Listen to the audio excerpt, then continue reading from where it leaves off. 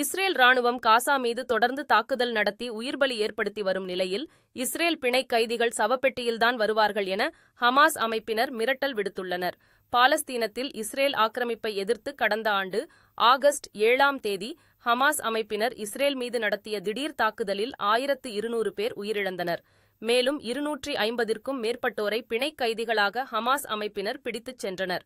இதனையடுத்து ஹமாஸ் அமைப்பு மீது போர் தொடுத்துள்ள இஸ்ரேல் ராணுவம் கடந்த 10 மாதங்களாக காசா, ராஃபா உள்ளிட்ட நகரங்களின் மீது நடத்தி வரும் தொடர் தாக்குதல்களில் இதுவரை 40,000ற்கும் மேற்பட்ட பாலஸ்தீன பொதுமக்கள் உயிரிழந்துள்ளனர்.